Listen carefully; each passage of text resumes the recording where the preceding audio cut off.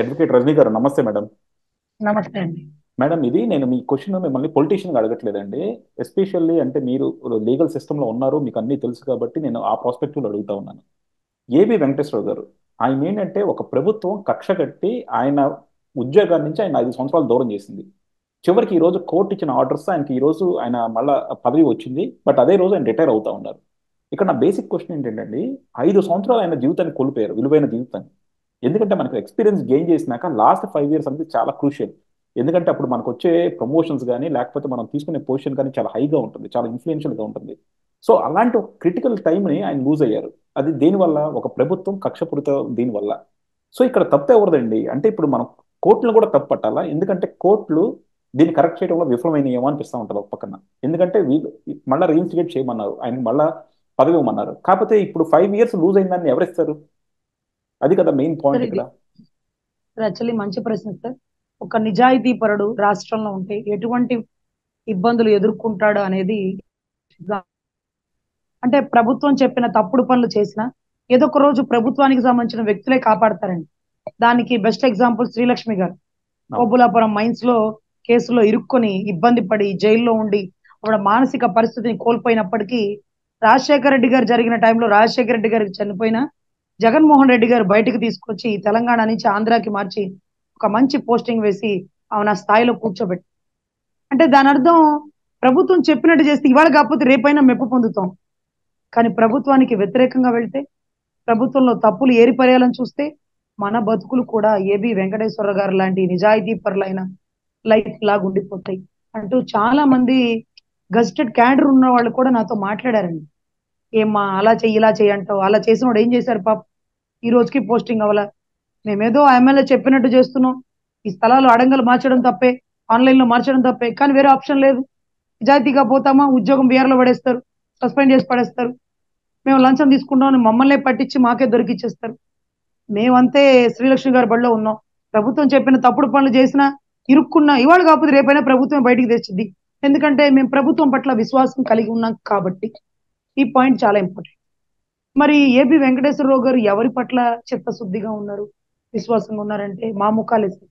రాష్ట్ర ప్రజలు రాష్ట్ర ప్రజల గురించి ఆలోచించి ఆయన చేసిన డ్యూటీని ఈరోజు మేమేం చేయగలుగుతాం సార్. ఈరోజు ఆయన మా కోసం పనిచేశాడు. ఈరోజు రాజశేఖర రెడ్డి గారి కుటుంబం కోసం పనిచేసిన వాళ్ళని ఈరోజు జగన్మోహన్ రెడ్డి గారి కుటుంబం శ్రీలక్ష్మి గారిని ఆదుకుని బయటికి తెచ్చి తప్పు చేసిన వాళ్ళని మళ్ళీ పెద్ద పోస్టులో కూర్చొని ఇంకొంచెం తప్పులు చేయడానికి అవకాశం కల్పిస్తున్నారు. కానీ మా ప్రజల కోసం, మా మంచి కోసం నిష్పక్షపాతంగా నిజాయితీగా పనిచేసినటువంటి ఆ వ్యక్తిని ఈ రోజు ఒక ఒక ముద్దాయి లెక్క లోపలేస్తే అతను నిరూపించుకొని మళ్ళీ అతను కోర్టు నుంచి తీర్పులు తెచ్చుకొని అసలు క్యాట్ రిజల్ట్ బయటకు వచ్చాకే అతను అపాయింట్ చేసేయాలి. మామూలుగా ఎవరినైనా అలాగే చేసేస్తారు. కానీ రిజల్ట్ వచ్చాక అపాయింట్ చేయకపోతే ఆయన మళ్ళీ కోర్టును ఆశ్రయించారు. నాకు అపాయింట్మెంట్ ఇవ్వండి, నేను నా ఇన్నోసెన్స్ ప్రూవ్ చేసుకున్నా, ఆ అలిగేషన్స్ కి నాకే సంబంధం లేదని. ఆయన ఇవ్వాల, మళ్ళీ సుప్రీంకోర్టుకి వెళ్ళారు. సుప్రీంకోర్టు చెప్పినా గానీ ప్రభుత్వం తీసుకోలేదండి. అప్పుడు నాకు ఒకటి గుర్తు వస్తుందండి. అమెరికా అధ్యక్షుడు జాన్ కెనడీ అని ఉండేవారండి అప్పట్లో. జాన్ కెనడీ గారు తర్వాత ఆయన ప్రెసిడెంట్, అమెరికన్ ప్రెసిడెంట్ అనమాట. ప్రెసిడెంట్ అవ్వకముందు కొన్ని కొన్ని అల్లర్లు జరిగినప్పుడు ఆయన అక్కడ ఐ విట్నెస్ అనమాట, చూసిన వ్యక్తిలో ఇతను ఒకడు.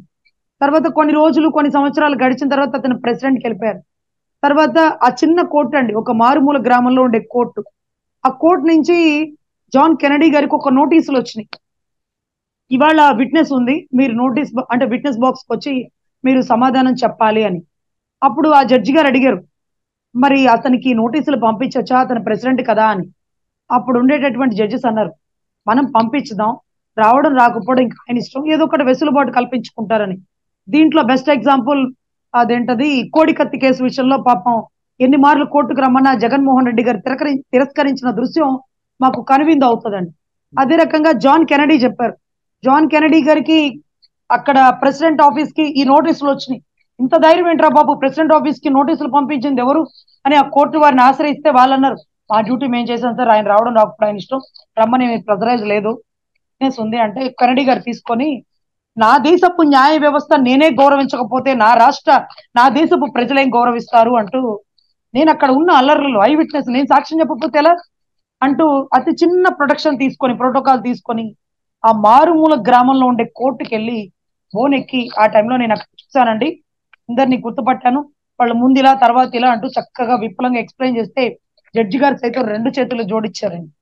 అంటే ఒక న్యాయ వ్యవస్థని గౌరవించింది ఆ దేశపు ఒక అమెరికా దేశపు ప్రెసిడెంట్ జాన్ కెనడీ ఎక్కడ, తొక్కలో ఒక చిన్న ఏది మొన్న ఈ మధ్య నమస్కారాలు నమస్కారాలు పెట్టి తెచ్చుకున్నటువంటి ఈయన ముఖ్యమంత్రి పేరు ఎక్కడండి? ఏమన్నా పోలికుందా నక్కకి నాగలోకానికి? అందుకే అన్ని ఉన్న విస్తరాకు అణిగమణిగి ఉంటది, ఏమీ లేనిది ఎగిరెగిరి పడిద్దని. ఈ రోజు నీ వల్ల లోపల ఉన్నాడు పాపం సీను, రాలే. అరే గాయపడిన వ్యక్తి నువ్వు కోర్టుకు వచ్చి సాక్ష్యం చెప్పి ఇలా గాయం తగిలింది, అలా కూర్చోడు, ఇంత రక్తం గారింది, కొన్ని గంటల రక్తస్రావం ఉంది, 4 కుట్లు వేశారు, 140 కుట్లు చెప్పాలి. నువ్వు రాలా. ఈ రోజుకి అక్రమస్తుల కేసులో నువ్వు వెసులుబాట్లు చూసుకుంటున్నావు. ఇలాంటి వాడిని ముఖ్యమంత్రిగా చేసుకున్నందుకు ఇతర రాష్ట్రాలన్నీ మన రాష్ట్రం వైపు తొంగి చూస్తున్నాయి. 22 కోట్ల పాపులేషన్ అండి ఉత్తరప్రదేశ్ కి, ఒక్కటే రాజధాని లక్నో. 11 కోట్ల పాపులేషన్ మహారాష్ట్రకి, ఒకటే రాజధాని బాంబే. 5 కోట్ల 6 కోట్ల అంటారు మన ఆంధ్రుల్ని, కానీ మనకి మాత్రం 3 కావాలి. రాష్ట్రాలు మొత్తం మన వైపే చూస్తున్నాయి. మీరేంటి 3 అడిగారు అంట, మీరు 3 చాయే అంట. చాయేలే పని పాటే ఉంది, టీ చాయేలాగా 3 చాయే అని అడిగాడు ఆ ముఖ్యమంత్రి. పంపించేస్తాను, ఆగు ఆగు టైం దగ్గరకు వచ్చిందని చెప్పామండి. ఏదో హోటల్కి వెళ్ళి టీ చాయే కాఫీ చాయే అన్నట్టుగా 3 చాయే అని అడిగాడు అని ఢిల్లీ వాళ్ళు అడుగుతున్నారండి. మేము సుప్రీంకోర్టుకి వెళ్ళినప్పుడు ఎక్కిరిస్తున్నారు. మీ రాష్ట్రంలో ముఖ్యమంత్రి 3 చాయే అంట, పనే ఉంది, అవతలోడు 3 పెళ్లిళ్ళు చేసుకున్నాడు, నేను ఎలాగో చేసుకోలేకపోతున్నా, కనీసం 3 రాజధానులను తెచ్చుకుంటాను, అదొక కకృతి, అదొక సంతృప్తి లాగుంది. ఆయన మధ్య 10 ఏడవపోతే తమరు కూడా చేసుకోవచ్చు కదా, నేనేమన్నా వద్దన్నానా జగన్ అని మా నాయకుడు పలుమార్లు చెప్తారండి. సో అప్పుడు గుర్తొచ్చిద్దండి న్యాయస్థానాలకి వీళ్ళు ఇచ్చే గౌరవం. అందులోనూ వీళ్ళు ప్రమాణం చేసేటప్పుడు వాళ్ళకి ఇష్టమైన బైబిల్ మీదో ఖురాన్ మీదో భగవద్గీత కాదండి, రాజ్యాంగం మీద ప్రమాణం చేసి న్యాయస్థానాన్ని గౌరవిస్తాను, రాజ్యాంగంలో ఆర్టికల్ అన్నిటికీ కట్టుబడి ఉంటానని చెప్తారండి. రైట్ టు ఈక్వాలిటీ ఆర్టికల్ 14 ఉండదండి. రైట్ టు అంటే ఆర్టికల్ 19 స్పీచ్ అండ్ ఎక్స్ప్రెషన్ మాత్రం దుమ్ముగా బూతులు తిట్టేస్తారండి. సో ఇక్కడ మాకు అర్థం కాదు ఏంటంటే మా దరిద్రం 5 సంవత్సరాలు ఒక నిజాయితీ పరుడైనటువంటి ఏబి వెంకటేశ్వర లాంటి వారిని మేము కోల్పోయాం. ఆఖరి రోజు ఆయనకి పోస్టింగ్ ఇచ్చి ఆయన రిజైన్ చేయమన్నారు. కనీసం ఒక నెల ముందు ఉంచుంటే ఎలక్షన్స్ లో గుండెల మీద చేసుకొని ఊపిరి పీల్చుకుని ఉండేవాళ్ళు రాష్ట్ర ప్రజలు. అవకాశాన్ని కల్పించలేదండి. అయినా సరే బాస్ ఈజ్ బ్యాక్ అండి. మళ్ళీ ప్రభుత్వాలు మారుతున్నాయి. మారాక ఏబి వెంకటేశ్వర్లకి కొరడా జాడించేటటువంటి మంచి పోస్టింగ్ ఇస్తారు, మళ్ళీ కూర్చుంటాడు. మళ్ళీ మళ్ళీ ఎప్పుడైనా సరే ఒకటే లాగుంటుంది ఈ వారు. ఈరోజు కులం అండి, బేసిక్ గా కులం, ఆ కులపోడే కదా అని తొక్కి పెట్టి నారదీయడం. ఏబి వెంకటేశ్వర్లే కాదండి, నిమ్మగడ్డ గారు కూడా అంతే పాపం. నిమ్మగడ్డ వెంకటేశ్వరరావు గారు కూడా అనుకుంటా, ఆయన సైతం కూడా అదేంటది పాపం ఎలక్షన్ కమిషనర్ పదవీ కాలాన్ని కుదించాడు. నువ్వెవడరా బాబు కుదించడానికి, అదేనా నీ పిఏ పోస్ట్, 5 ఏళ్ళు కాదు 3 ఏళ్ళు నువ్వు ఉండు, 2 ఏళ్ళు నువ్వు ఉండని. ఎమ్మెల్యేలు కూడా మినిస్ట్రీ కూడా 2.5 సంవత్సరాలు ఒకళ్ళు, 2.5 సంవత్సరాలు ఒకళ్ళు అన్నారు. ఏంటి చిట్టాబద్దులు? అందరూ తినండి, సమంగా తినండి, పంచుకొని తినండి, పెంచుకుంటూ రండి అన్నట్టుగా ఉంది. మరి వాళ్ళదంటే వాళ్ళ ఇష్టం. రాజ్యాంగం నిబద్ధతగా ఉన్న పోస్టింగ్ ను కూడా కుదిస్తాడేంటండి బాబు? కరోనా టైంలో పక్క రాష్ట్రం చెన్నై నుంచి ఆక్సిజన్ సిలిండర్లు తెచ్చితే ఆశ్చర్యం లేదు, అలాంటిది అంబులెన్స్ లో ఎలక్షన్ కమిషన్ తీసుకొచ్చాడు. అసలు కోర్టులు సైతం మాస్కులు వేసుకుంటూ ఈ టైంలో ఈ కేసు ఏంటండి సార్? కొంపలు ఏమైనా మునిగిపోయినాయా? ఏమైనా ఆరోగ్య శాఖ మంత్రిని ఇతను సస్పెండ్ చేస్తుంది, ఇలా జరిగింది అలా జరిగింది అని ఈ టైంలో ఎలక్షన్ కమిషనర్ తో ఏంటి పని అనుకున్నారు. కానీ ఆ టైం నుంచే గెలిచి ఆ గెలుపుని ఎంజాయ్ చేయకుండా నెక్స్ట్ టైంకి గెలుపు ఎలా వస్తుంది అంటే ఈ వాలంటీర్ వ్యవస్థను సృష్టించేశారండి.